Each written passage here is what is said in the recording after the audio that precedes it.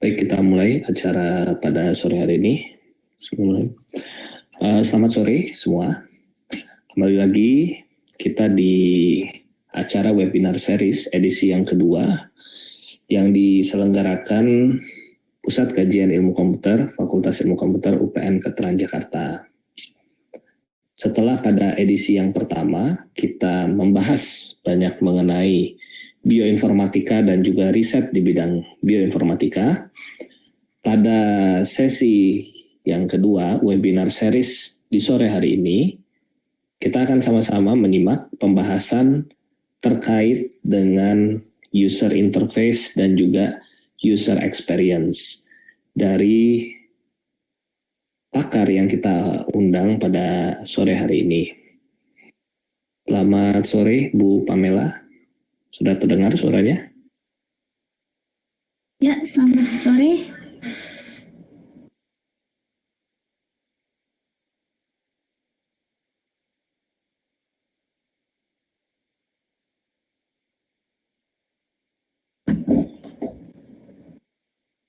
Ya, baik. Hari ini telah bersama dengan kita Ibu Pamela yang mana akan menyampaikan topiknya terkait dengan UI dan juga UX. Saat ini Ibu Pamela sebagai Chief Operational Officer dari PT Bisa Artificial Indonesia dengan produknya itu Bisa AI Academy.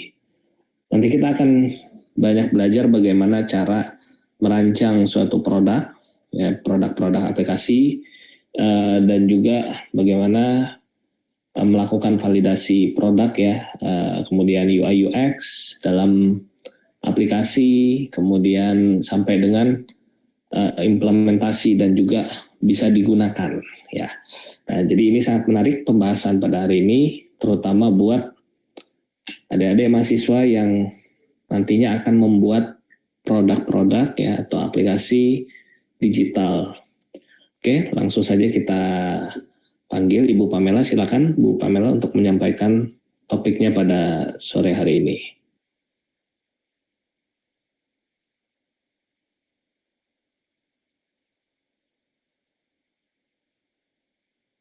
Saya share screen dulu ya.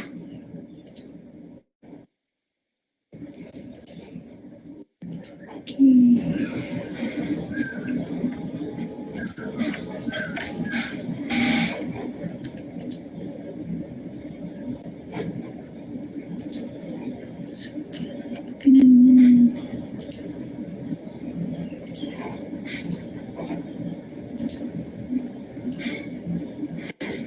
Apakah sudah terlihat layarnya?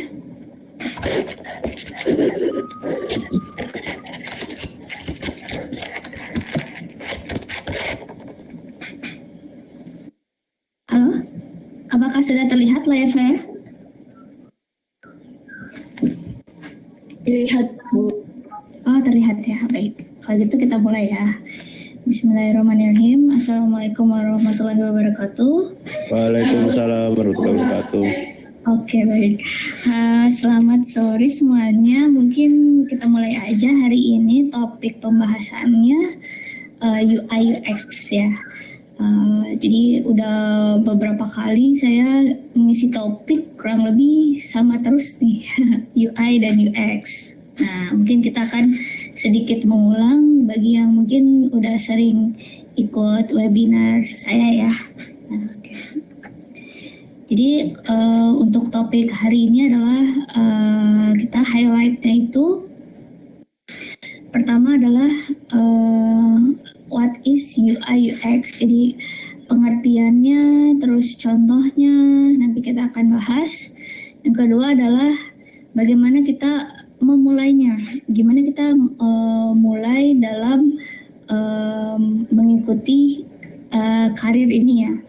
Terus yang ketiga adalah referensinya itu bisa kita dapatkan dari mana aja bagi yang ingin memulai UI UX. Terus yang keempat adalah apakah saya bisa mendapatkan pekerjaan ini tanpa ada background.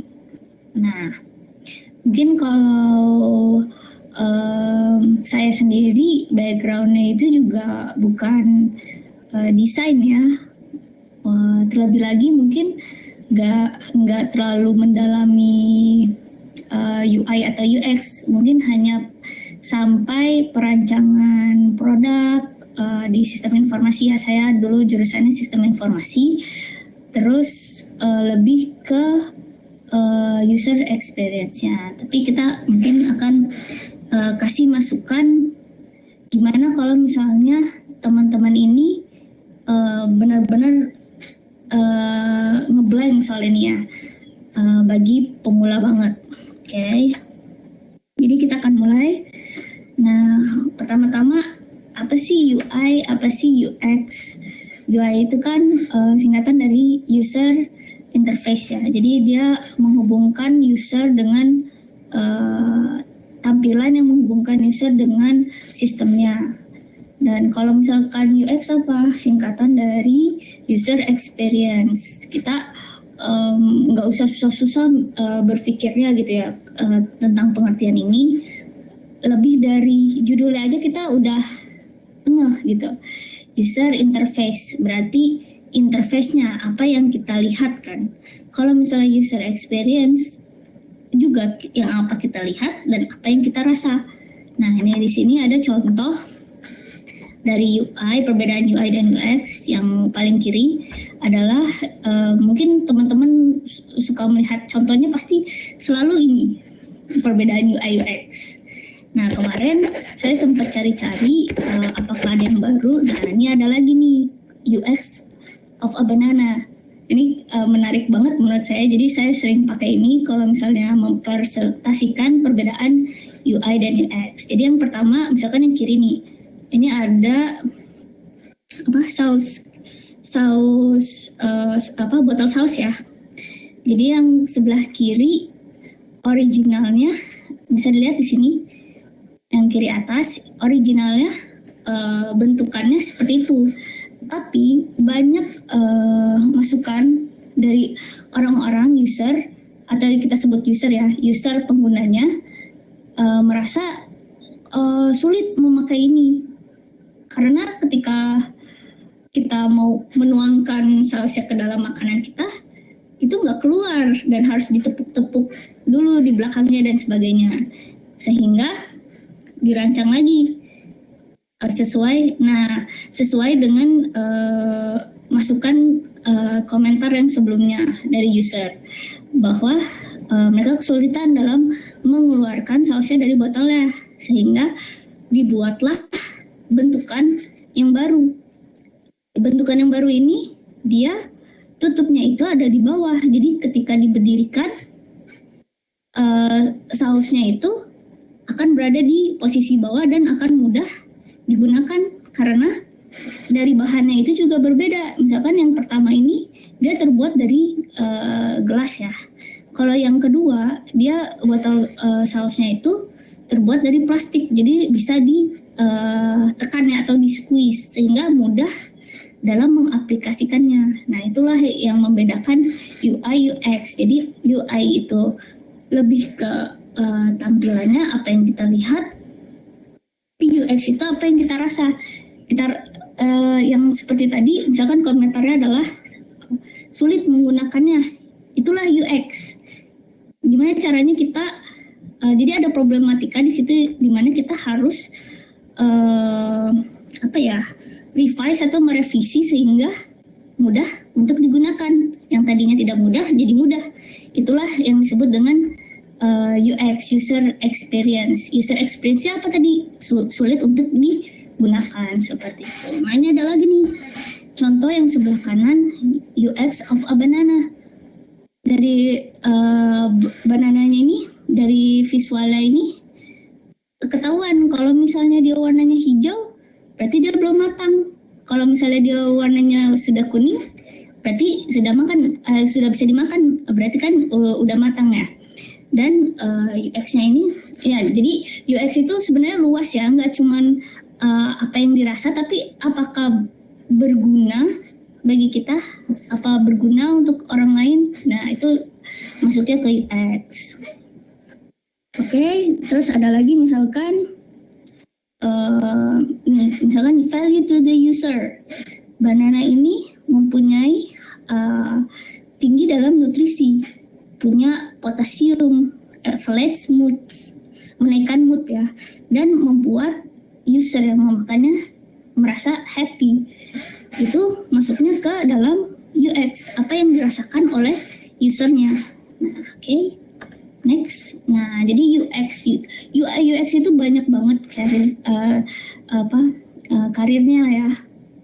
Jadi ada yang mungkin kalau perusahaan seperti startup mungkin digabung kali ya. Jadi kayak UI UX udah, tapi mencakup semuanya. Tapi mungkin ada lagi perusahaan yang besar dipecah-pecah divisinya. Ada yang UI UX designer, ada UI UX researcher, ada UX writer, ada graphic designer. Nah, perbedaannya apa kalau dipecah-pecah gini? Nah, tergantung dari perusahaannya tersebut. Makanya kalau misalnya ada requirement job dari perusahaan itu pasti beda-beda tergantung kebutuhannya. Tapi untuk generalnya ini seperti ini. Kalau misalnya UI UX designer itu lebih ke dalam tampilannya, desainnya, terus interactionnya, flow-nya, seperti itu. Kalau misalnya UI UX researcher itu lebih ke dalam meneliti bagaimana meningkatkan UI UX-nya sehingga user merasa produk kita itu ada value, sangat valuable, sangat useful, dan sebagainya. Terus kalau misalnya UX writer apa? Ini baru muncul lagi nih. UX writer itu adalah orang yang menulis, merangkai kata-kata sehingga user itu mengerti tentang produk kita. Misalkan seperti ini. Ada sebuah interface ya.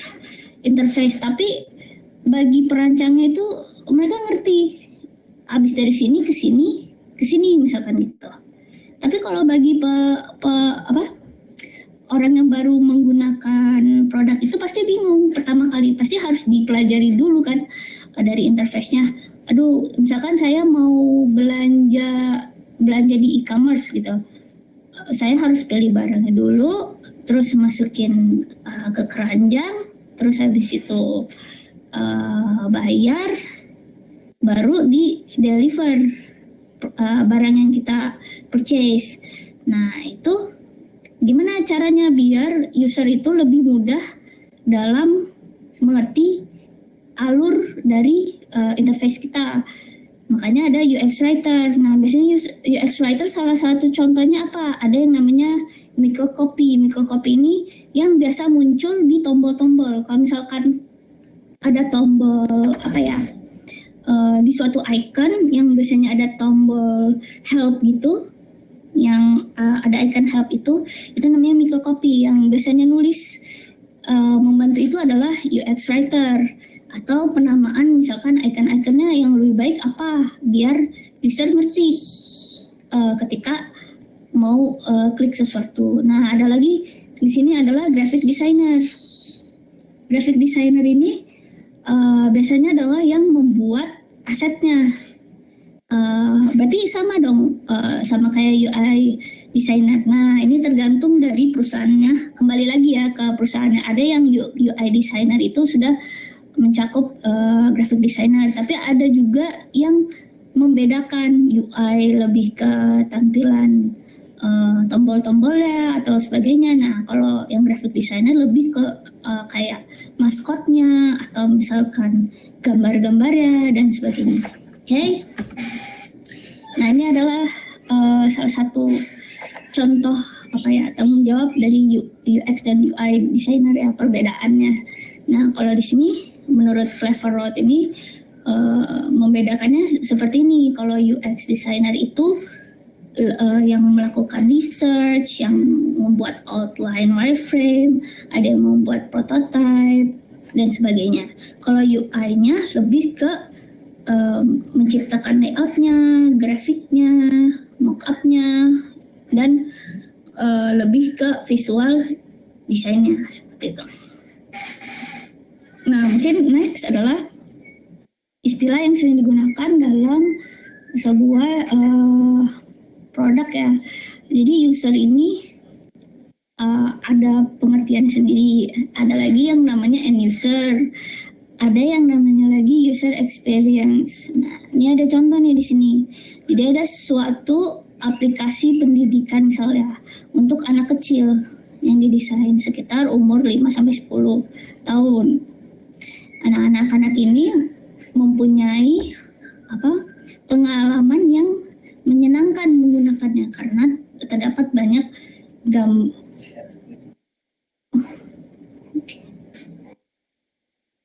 apa layar saya masih terlihat ya? Oh sih.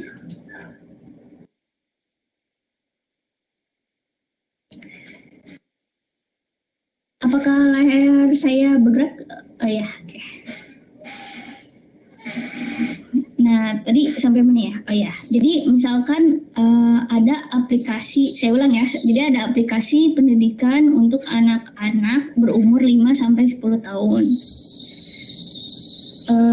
Dan anak-anak ini mempunyai pengalaman yang menyenangkan menggunakannya karena terdapat banyak gambar dan game. Nah, kalau di sini usernya itu siapa? Usernya itu kita ke end user dulu ya. End usernya itu udah kelihatan di sini adalah anak-anak yang berumur 5-10 tahun. Tapi usernya itu bukan hanya anak-anak. Pengguna aplikasi itu bisa jadi anak-anak itu didampingi oleh orang tuanya dalam penggunaannya. Berarti orang tuanya itu termasuk ke dalam user dan anak-anak itu juga termasuk ke dalam user. Jadi user itu adalah pengguna dari aplikasi kita. Tapi kalau end user itu lebih ke target dari siapa yang menggunakan produk kita. Nah, user experience siapa? Tadi the kids have a great time. Itulah yang mereka dapatkan dari menggunakan aplikasi pendidikan tersebut. Oke. Nah, jadi dalam UI UX itu kalau untuk researcher itu mungkin lebih ke harus mengerti tentang penggunanya. Jadi gimana sih caranya kita mengerti tentang pengguna dari produk yang kita akan rancang ya ini sebelum adanya produk kita. Jadi kita harus meneliti lebih dalam pengguna kita itu siapa gitu dan kenapa mereka harus menggunakan produk kita. Jadi kita harus empathize ya. Jadi mengerti akan penggunanya, terus pain point-nya, terus user problems-nya, masalah mereka tuh apa, dan idea of the solution. Jadi kita harus menyiapkan solusi dari permasalahan penggunanya. Jadi ini semua tuh sebenarnya bisa kita dapatkan dengan membuat persona, user journey maps, terus buat site map dan sebagainya. Ini hanya bagian intinya aja dari mengenal user kita. Oke. Nah, di dalam UX research ini ada yang namanya product development life cycle. Jadi dari yang awalnya kita brainstorming dulu.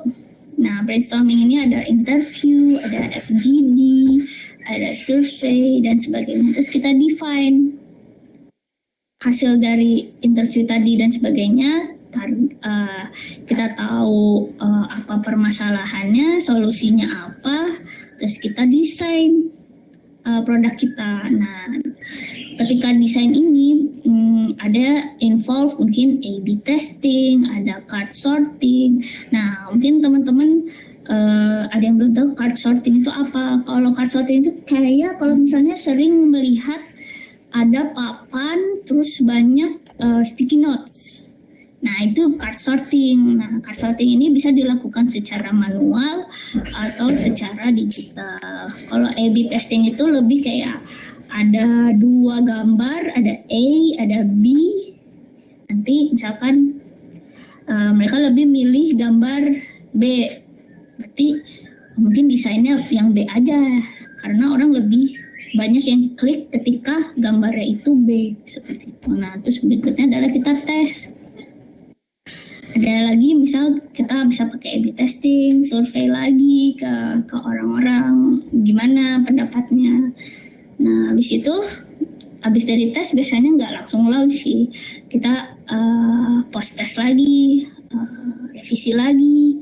Nah ketika udah benar-benar oke, kita launch produknya. Oke, jadi kalau misalnya dalam UI UX itu ada yang namanya wireframing. Nah, wireframing ini terdiri dari dua ya, ada low fidelity dan high fidelity. Nah, kalau misalnya paper base ini apa? Paper base ini termasuk ke dalam low fidelity ya. Jadi low fidelity ini lebih kalau teman-teman sering lihat kayak kerangka yang belum ada apa-apanya, cuman kerangka aja, cuman kotak-kotak, bulat-bulat, tulisannya belum ada, itu low fidelity jatuhnya. Tapi kalau misalnya udah ada gambar-gambarnya, udah ada tulisannya, udah menarik, visualnya udah bagus, itu namanya high fidelity wireframing. Nah, kalau misalnya kenapa sih kita perlu low fidelity sama high fidelity gitu kan? Bisa nggak kalau misalnya kita buat langsung high fidelity? Nah, bisa kita kalau misalnya buat high fidelity kalau misalkan kita udah jelas-jelas nih requirement-nya seperti apa, kita udah tahu gambarannya seperti apa. Tapi biasanya kalau misalnya loncat langsung ke high fidelity pasti banyak revisinya. Makanya lebih baik membuat suatu produk itu dibuat dulu wireframing low fidelity-nya. Jadi kita ACC dulu orang-orangnya yang terlibat dalam project itu. Apabila udah oke, baru kita lanjut ke high fidelity biar mengurangi misconcept dari mungkin dari stakeholdernya kah, atau dari usernya kah, atau dari desainernya kah, dan seperti itu. Nah kalau paper base ini gimana? Paper base ini lebih kayak kita coret-coret aja, misalkan ketemu sama ini ya klien kita. Saya mau aplikasi saya seperti ini, gini. Nggak mungkin kita ngerancang di depan klien kita kan, fidelity-nya pasti kita coret-coret aja. Nah, coret-coret inilah yang namanya paper base. Karena paper base dia di kertas ya gambarnya. Habis itu kita buat kerangkanya di low fidelity. Habis itu kita low fidelity udah oke, baru ke high fidelity seperti itu. Dan sekaligus dari low fidelity ini bisa kita tahu budgetnya. Misalnya gini, dari low fidelity ini kita tahu butuh berapa banyak programmer nanti yang memprogramnya, dan butuh berapa banyakkah graphic desainernya, timeline-nya kira-kira berapa lama, seberapa susahkah, dan sebagainya. Jadi penting banget ya sebenarnya low fidelity ini baru ke high fidelity seperti itu. Oke, next. Nah ini yang harus kita jadi kalau misalnya jadi UI UX itu jangan terpaku sama satu mungkin satu desain sistem ya. Karena sebenarnya sih bagus kita kalau misalnya punya desain sistem, tapi mungkin kita harus search juga, lihat-lihat apa yang sedang tren saat ini. Nah, misalkan kalau di user interface sekarang trennya apa?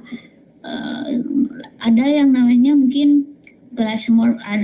Ini tema dari UI-nya ya. Misalkan ada yang glassmorphism, ada neomorphism, apakah lagi ngetrend 3D atau yang flat design dan sebagainya.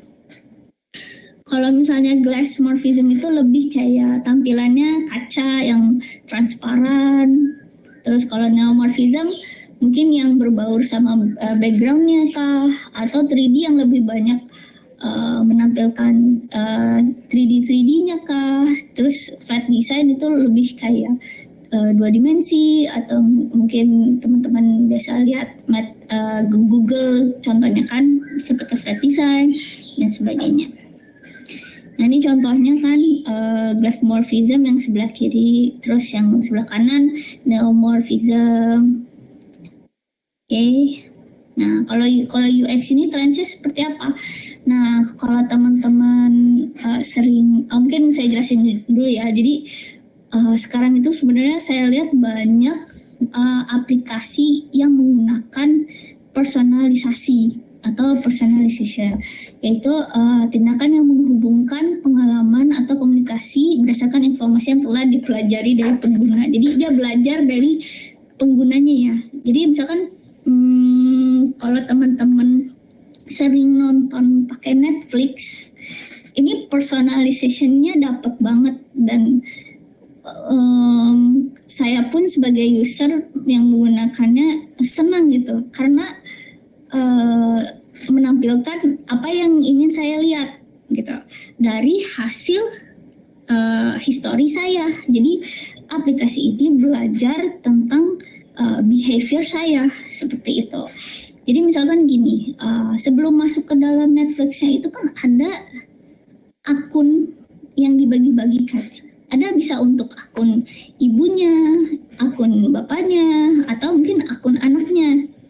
Seperti itu. Jadi kalau misalnya usernya masuk ke dalam akun anaknya, yang ditampilkan adalah kartun-kartun favorit anaknya. Kalau misalnya masuk ke dalam akun ibunya, mungkin lebih ke drama, film-film drama yang ditampilkan, atau romance dan sebagainya. Kalau misalnya ke bapaknya lebih ke action dan sebagainya. Seperti itulah personalization, dan mungkin kita sering dikasih rekomendasi film yang kira-kira kita bakal suka di dalam sini. Seperti itu. Dan kadang ada juga personalisasinya seperti notifikasi, ini udah keluar episode terbarunya seperti itu, atau berapa persentase kira-kira kita bakal suka berapa persen nih film ini tuh ada di situ di Netflix. Jadi dapat banget menurut saya. Nah, ini mungkin lebih ke survei ya. Jadi di dalam UI UX juga kita sering share survei, ada yang mungkin namanya Net Promoter Score. Kalau Net Promoter Score ini lebih ke bagaimana dengan bisnis kita. Kira-kira pengguna kita akan rekomendasiin ke temannya atau enggak nih. Jadi bisnis kita itu bagus atau enggak. Biasanya pakai Net Promoter Score. Nah, kalau misalnya Customer Effort Score, how easy was it to complete your order? Seberapa mudahkah dalam menggunakan produk kita? Seperti itu. Ini ada teman-teman bisa lihat UI-nya seperti ini, tapi UX-nya bisa dilihat dalam gambar emotikannya. Misalnya sedih, marah mungkin gitu kan. Dia pakai emoti sedih. Terus warnanya merah. Tapi kalau misalnya dia senang menggunakannya, dikasih emot senang dengan warna hijau. Seperti itulah perbedaan UI dan UX. Jadi tadi apa? Customer Effort Score. Dan satu lagi adalah Customer Satisfaction Score. Di sini adalah kepuasan pelanggan. Lebih bertanya gimana, misalkan ini ada contoh, gimana trip kemarin menggunakan travel ini, terus dikasih gambar-gambar lagi, ya pilih sedih, berarti dia kurang senang dengan trip hari ini kan, misalkan seperti itu. Muncullah kolom di bawah, can you tell us what went wrong, kan katanya apa yang berjalan tidak baik gitu. Dia dapatkanlah hasil dari survei itu. Nah, dari survei inilah nanti kita benerin lagi, revisi lagi UI UX kita seperti itu. Jadi teman-teman bisa mungkin yang sering muncul itu ya, kalau teman-teman telepon lewat WhatsApp call, terakhirnya pasti muncul bagaimana misalkan suaranya atau gimana, muncul di situ kepuasan pelanggannya. Itu salah satu contoh yang sering kita alami ya. Nah, jadi kalau dalam UI UX ada beberapa tools yang bisa teman-teman pelajari. Kalau misalnya teman-teman mau yang gratis, kita bisa pakai Figma ya. Figma itu sebenarnya ada yang berbayar juga, tapi Untuk yang gratisnya udah banyak akses juga dan bisa dipakai ya. Terus kalau misalnya Adobe XD ini sebenarnya dia berbayar ya, soalnya kalau gratis itu cuma dapat satu link aja tuh. Tapi dua-duanya sama-sama bagus kok. Jadi kalau buat low fidelity sama high fidelity bisa menggunakan salah satu tools ini. Selain tools ini ada lagi nggak? Ada lagi, banyak sebenarnya. Kalau teman-teman bisa mengulik ya, ada yang namanya mungkin InVision. Dulu saya pakai InVision, cuman ya koneksinya harus bagus ya. Kalau misalnya kurang bagus kan itu cloud ya, jadi susah. Oke, jadi referensinya apa nih dalam UX? Nah, teman-teman bisa belajar di beberapa sosial media ya, udah banyak banget sekarang. Belajar dari postingan Instagram aja udah banyak. Bisa lihat di Interaction Design Foundation atau mungkin di Nielsen Norman Group. Kalau saya sekarang mengikuti salah satunya Nate Bramha tadi yang UX of Banana, itu saya dapat dari sana. Jadi udah banyak banget ya, bisa dipelajari dari mana aja sekarang. Dari scrolling di sosmed Instagram aja ilmunya udah banyak sebenarnya. Oke, jadi ada bagi yang suka desain mungkin bisa taruh portofolionya mungkin di Dribbble ya. Yang saya tahu di sini banyak desainer UI UX yang dari Indonesia pun ada, namanya siapa ya, Paper Pillar kalau nggak salah. Itu tuh bagus banget ya, terus dimasukin ke sini banyak banget likes-nya ya. Dan kalau misalnya teman-teman ingin dinotis gitu ya sama dari luar negeri, mungkin bisa taruh portofolionya ke dalam portofolio online ya, atau misalkan di sini Dribbble seperti itu. Nah, preparationnya gimana nih jadinya? Tadi kan udah dibahas tools-toolsnya dan tentang UI UX. Nah, cara menyiapkannya gimana? Kalau misalnya teman-teman ini benar-benar pemula ya, jadi teman-teman bisa desain sebagus mungkin, terus upload ke dalam sosial media, misalkan ke Instagramnya kah, atau di websitenya kah, terus masukin lagi ke dalam portofolio website seperti tadi dari Dribbble. Atau mungkin teman-teman bagi yang belum punya background UI UX bisa magang atau freelance. Nah, dari magang inilah teman-teman bisa dapatkan pengalaman nantinya untuk melanjutkan bekerja sebagai karir UI UX seperti itu. Nah, kalau teman-teman nggak bisa desain gimana? UI UX itu sebenarnya nggak sempit ya, misalnya nggak berhubungan sama desain. Tetapi kalau misalnya teman-teman bisa desain itu lebih baik. Nah, caranya gimana kalau misalnya susah untuk desain tapi pengen desain seperti itu kan? Nah, bisa teman-teman menggunakan template. Template ini udah banyak banget ada di Figma ya. Jadi teman-teman tinggal kopas-kopas aja, tinggal bikin interaction desainnya, ganti-ganti, dan teman-teman bisa lihat juga mungkin license-nya terlebih dahulu ya. Jadi jangan sembarangan kopas kalau misalnya pengen upload ke misalkan ke portofolio tadi kayak Dribbble gitu-gitu kan, nggak enak kalau misalnya teman-teman plagiat seperti itu. Jadi terus menggunakan desain sistem reference seperti material.io kalau untuk Google. Kalau untuk pengguna Apple mungkin mau merancang untuk Apple developer.apple.com. Nah, di situ ada guidance-nya gimana cara buat desain sistemnya, ukurannya seperti apa, fontnya pakai apa. Nah, ketiga adalah look what is trending these days. Tadi seperti contoh, misalkan UI-nya itu sekarang lagi trennya itu 3D misalkan gitu kan. Jadi lebih banyak menggunakan grafiknya tiga dimensi. Nah, grafik itu sebenarnya nggak usah digambar sendiri juga nggak apa-apa. Banyak license yang komersial ya yang bisa digunakan. Atau mungkin teman-teman bisa subscription ke dalam misalkan Freepik. Kalau misalnya teman-teman malas ngedesain tapi pengen tampilannya bagus, ya bayar aja. Tapi kan asetnya dipakai terus.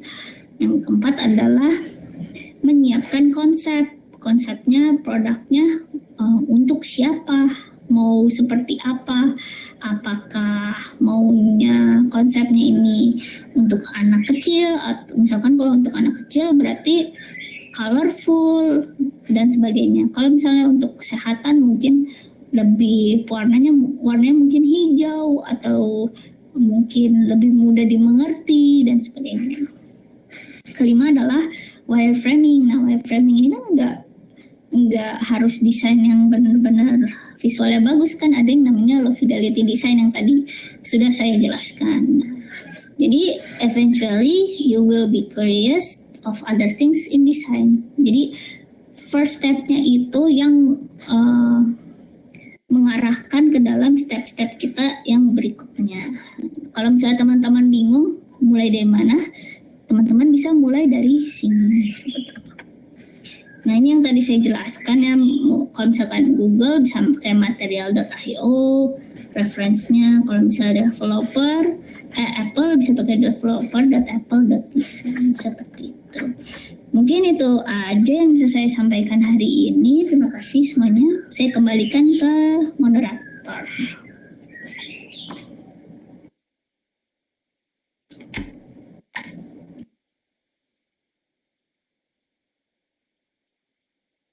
Ya, baik. Terima kasih Bu Pamela atas paparannya terkait dengan UI UX. Sangat menarik dan inspiratif ya. Jadi bisa kita merancang produk.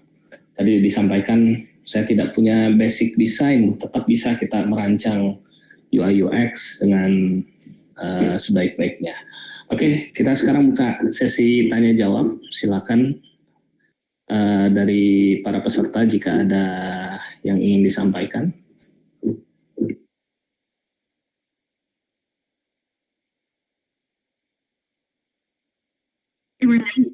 Jika ada pertanyaan boleh mode suara ataupun di chat lewat public chat, silakan.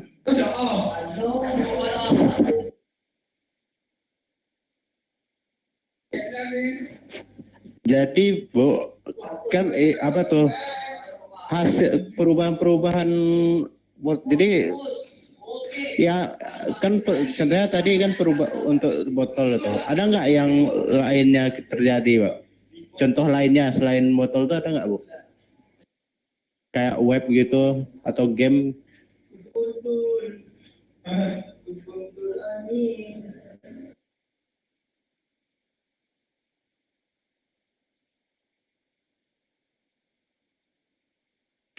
Ibu mut. Oke, mungkin saya jawab ya. Jadi misalkan ada mobil nih, mobilnya merek Ferrari warnanya merah, gitu kan. Nah, warna merah ini adalah UI-nya. Mobil ada roda 4, gitu kan? Itu UI. Nah, kalau misalkan UX-nya gimana kalau mobil?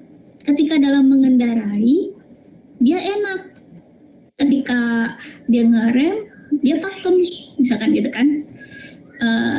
Mungkin kecepatannya juga tinggi gitu kan, ketika kecepatan tinggi juga nggak goyang, atau mungkin misalnya lewat polisi tidur tapi nggak terlalu terasa, itu namanya lebih ke UX-nya seperti itu. Gimana?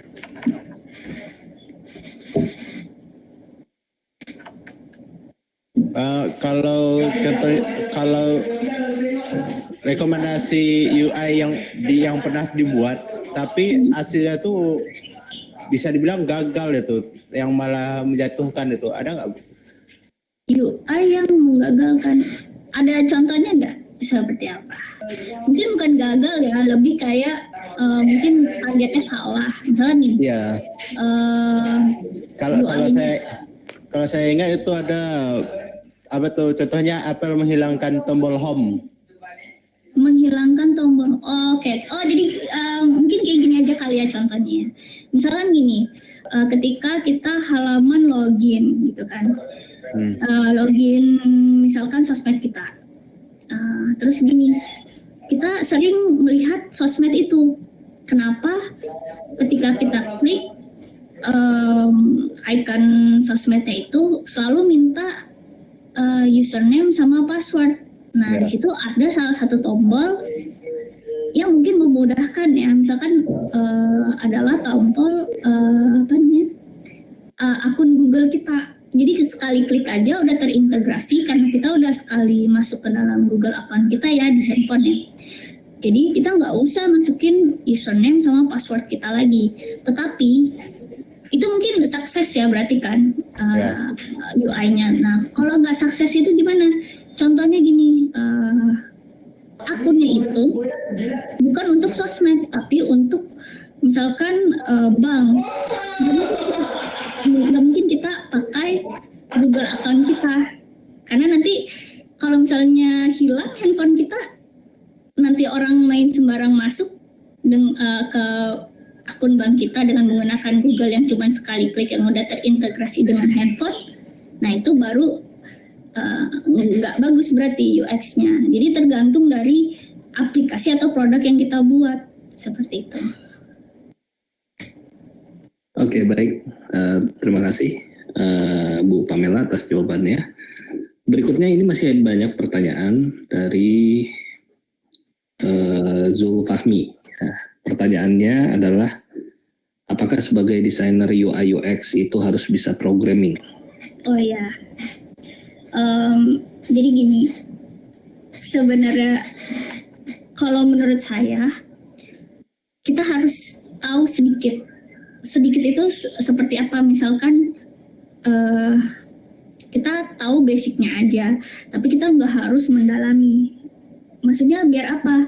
Jadi ketika kita kasih desainnya itu kepada programmer, itu kita tahu itu feasible ya, maksudnya bisa dilakukan. Nggak mungkin kita desain serumit mungkin terus kita kasih ke programmer yang mungkin itu susah gitu. Tapi nggak bisa programming pun juga nggak apa-apa, tapi lebih baik bisa basicnya seperti itu. Oke, baik. Berikutnya ini ada pertanyaan lagi dari Khairul Ilmi. Untuk ambil aset seperti foto yang bisa digunakan secara gratis untuk portofolio. Untuk portofolio ya. Kalau untuk maksudnya oke.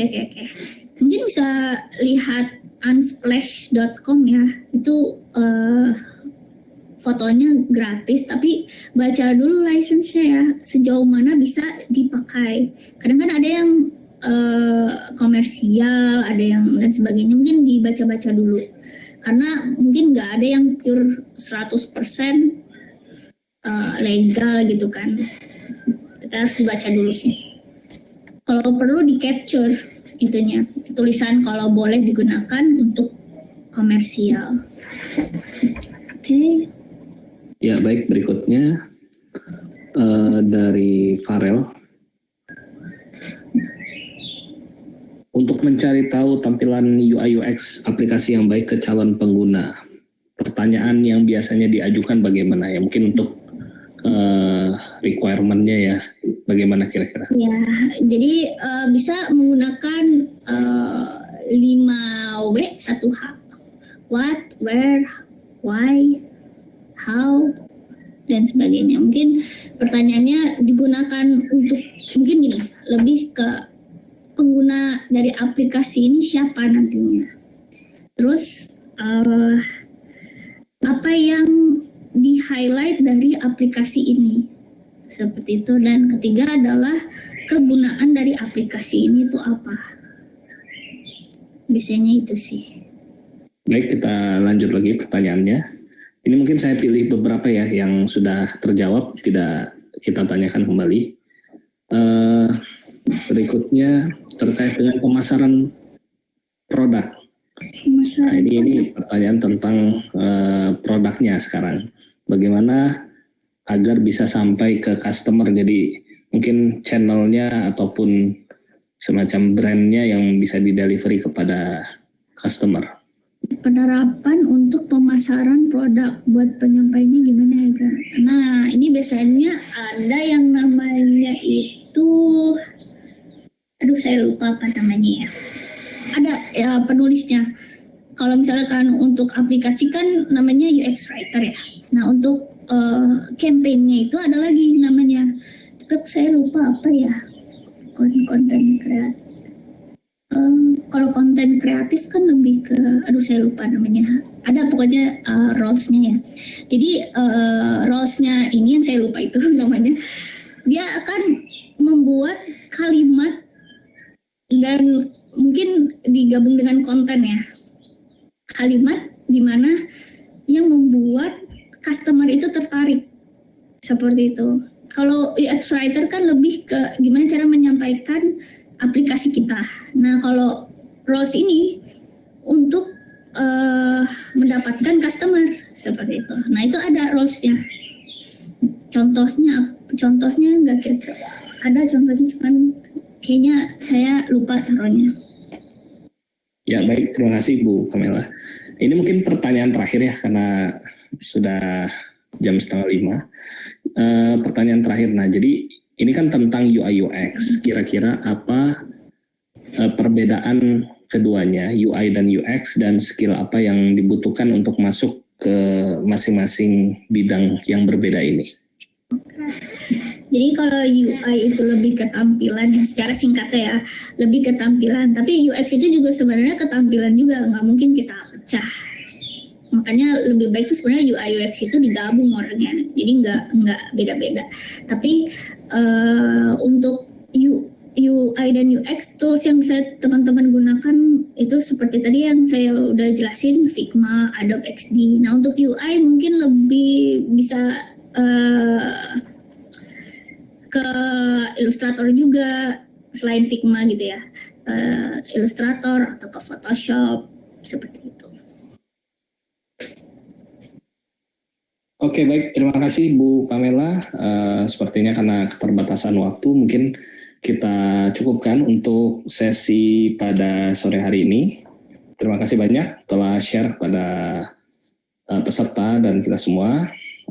Semoga ilmunya bermanfaat dan bisa diimplementasikan oleh peserta di UI UX. Terima kasih Bu Pamela.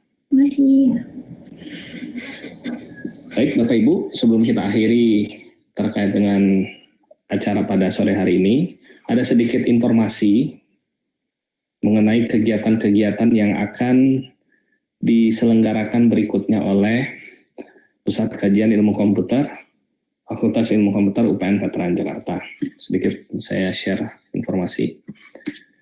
Kita masih ada webinar session edisi berikutnya, ya. Jadi saat ini edisi yang kedua.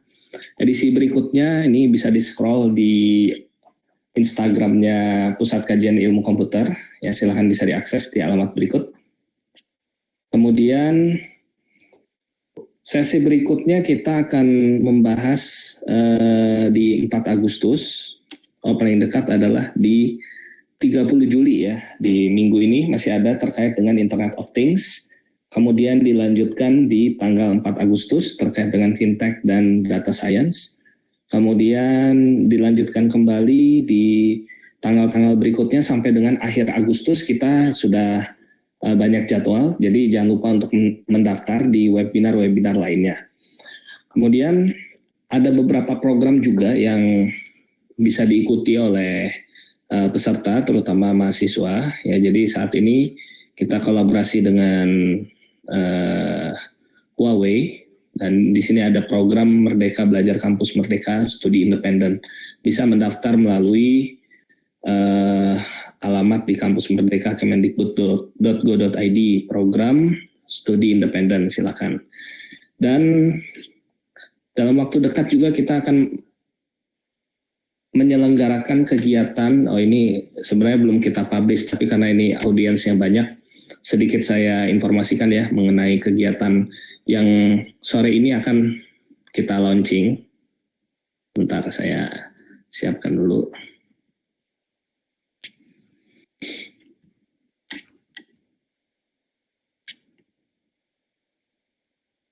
Ya, jadi selain hari ini kan kita sudah mendapatkan ilmu mengenai UI UX, minggu depan juga kita akan mendapatkan ilmu mengenai Internet of Things, kemudian data science, artificial intelligence, dan lain sebagainya. Nah, ini saatnya bagi adik-adik mahasiswa untuk bisa mengimplementasikan ilmu yang sudah didapatkan menjadi suatu startup digital. Ya, jadi rencananya kita akan buka di sore ini informasinya. Jadi ini pertama kali kita buka kepada peserta webinar pada sore hari ini. Jadi rencananya ada program namanya AI Creation, batch yang pertama. Program selama 3 bulan mentoring dan coaching dari ide produk, digital, pembuatan produk hingga menjadi perusahaan rintisan atau startup yang memanfaatkan kecerdasan artifisial. Nah, jadi misalkan ada mahasiswa punya banyak ide ya terkait dengan saya mau buat aplikasi kesehatan, saya mau buat aplikasi transportasi dan lain sebagainya, bisa mengikuti kegiatan ini yang diselenggarakan oleh Pusat Kajian Ilmu Komputer UPN Veteran Jakarta berkolaborasi dengan Bisa AI Academy dan juga beberapa partner kita lainnya. Untuk pendaftarannya nanti akan dibuka di tanggal 15 Agustus 2021, namun informasinya sudah bisa diakses melalui Instagramnya yaitu di alamat ai.creation.id. Ya, jadi kenapa harus ikut kegiatan ini? Karena kegiatan ini nanti akan memberikan fasilitas cloud computing dan software as a service gratis untuk 50 startup yang terpilih untuk menjalankan bisnisnya. Jadi mulai dari ide saya mau buat ini, oke, kita akan berikan beberapa fasilitas ya yang didukung oleh beberapa partner kita seperti Huawei, Sprint Asia, Fundex ID, Tampil dan lainnya. Nah, nanti akan diberikan cloud computing untuk running bisnisnya, software as a service juga akan diberikan sehingga nanti ada fokus pada bisnisnya ya. Jadi dari mahasiswa sudah memiliki startup sendiri. Kemudian juga coaching dan mentoring dari berbagai pakar ya pada bidangnya, terutama di bidang hacker ya, IT atau programmer, hipster di desain dan UI UX, atau hustler di bisnis, marketing, dan finance. Sedikit bocoran, Ibu Pamela kembali nanti akan hadir di kegiatan ini ya sebagai mentor. Jadi jangan lupa untuk mendaftar ya kegiatan yang bertemakan AI Creation. Kemudian juga akan mendapatkan kesempatan untuk mendapatkan funding dengan melalui sistem crowdfunding ya dan juga angel investor serta networking dengan ya berbagai pihak serta benefit lainnya. Jadi jangan lupa untuk mendaftar. Pendaftarannya dibuka mulai 15 Agustus 2021. Untuk mendapatkan informasi lebih lanjut bisa mengunjungi ai.creation.id. Oke, itu saja mungkin yang bisa saya sampaikan terkait dengan acara sore hari ini terkait dengan UI UX. Jangan lupa untuk follow terus Instagram dan juga YouTube-nya dari Pusat Kajian Ilmu Komputer UPN Veteran Jakarta di alamat pusdi_fik_UPNVJ. Dan juga di YouTube-nya bisa dicari saja Pusat Kajian Ilmu Komputer UPN Veteran Jakarta. Dan ada beberapa kegiatan yang nantinya akan kita selenggarakan, tetap mengamati sosial medianya untuk informasi lebih lanjut. Oke, mungkin itu saja. Terima kasih sudah hadir pada sore hari ini. Mohon maaf jika ada kekurangan. Terima kasih kepada Bu Pamela sudah share banyak kepada kita semua. Saya akhiri. Wassalamualaikum warahmatullahi wabarakatuh. Selamat sore.